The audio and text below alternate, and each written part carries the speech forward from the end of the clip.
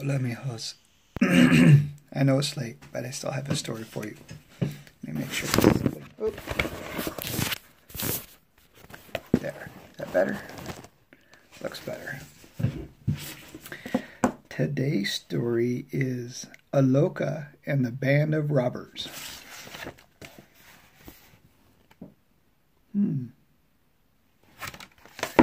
Let's see. Relax. Close your eyes and picture yourself deep in a jungle in Thailand, far from the nearest village. This story is about a clever boy called Aloka, who was sent away from his village to study in the great temple of Golden City. One day he was walking home to his village for the holidays when he met a band of robbers. Would you like to find out what happened? Listen carefully to his story. Night was drawing in as Aloka made his way along the jungle trail. Ferns and palm trees lined the path and vines climbed into the sky. He was preparing to camp for the night when he met a family of merchants returning from market.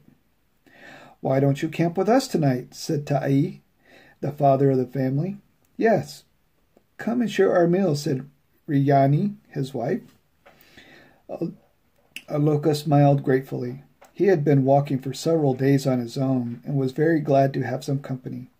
He joined the family around a blazing campfire and shared a delicious meal with them. After they had eaten their fill, Tai put more logs on the fire. Then his 6 children gathered around to listen to him tell a story.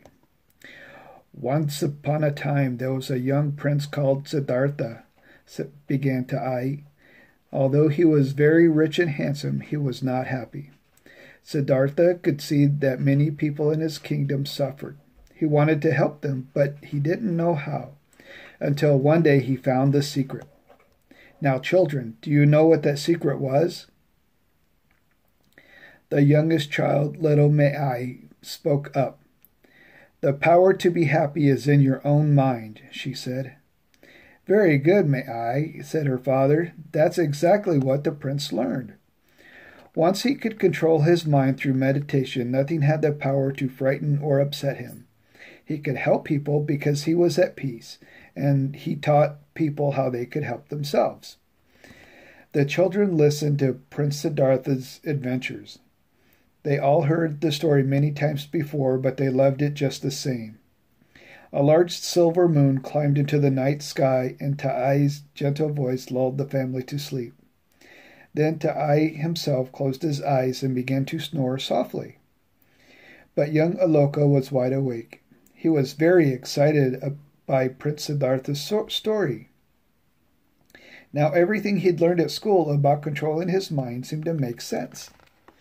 Aloka wrapped himself in a blanket and walked over to a nearby fig tree where he would not disturb the family. He wanted to think about the ideas calmly and walk slowly back and forth in the cool night air.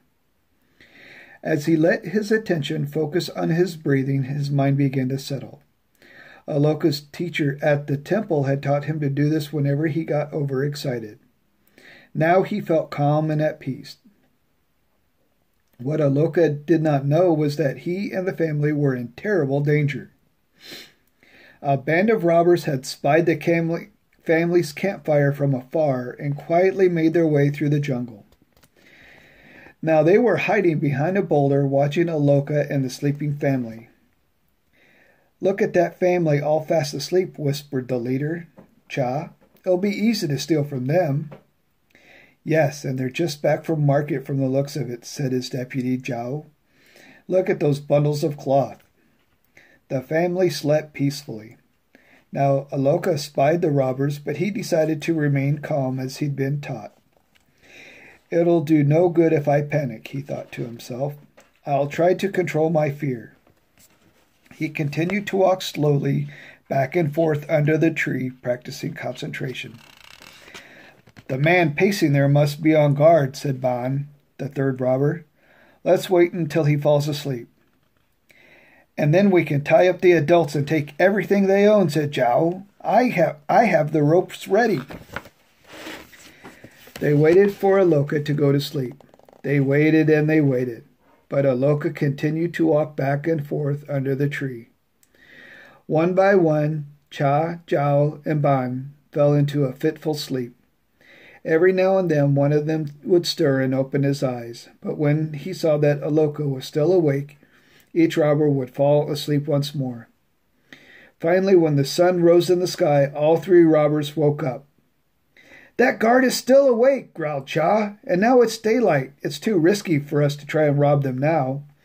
They'll wake up before we have a chance to tie them up." The angry robbers fled through the jungle as the morning light flooded into the valley. Zhao was so annoyed he forgot to take his ropes with him. The leader, Cha, couldn't resist calling out, "Hey, you lot sleeping there without a care in the world. You were lucky this time. Your guard who never sleeps saved you. You should reward him well."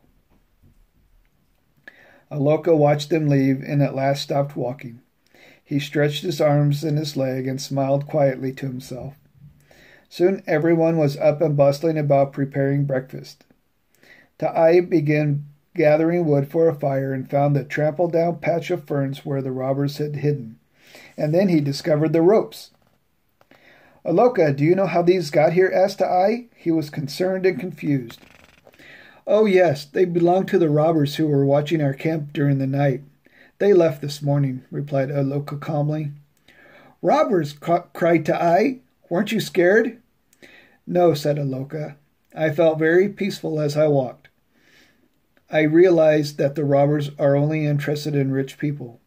I had only my blanket and a calm mind, and neither would be of interest to robbers. So why should I be afraid?" "You're very brave," said Ta'ai, because you remain calm in the face of danger. Danger passed us all by." The family walked with Aloka back to his village. When they reached Aloka's home, Ta'ai met Aloka's father and bowed to him. He told them the story of the robbers. "Your son is the wisest young man I know," Ta'ai said. "You should be very proud." Aloka's father smiled and nodded. "I am." Right concentration or meditation is about training your heart and your mind. Once you're calm and at peace, bravery and wisdom will come naturally to you. That's a good story. I like that one. Ooh, the next story looks really good. Oh, I can't wait to show you guys. I love you. Good night. Te amo. Dulces sueños. Te amo. Night.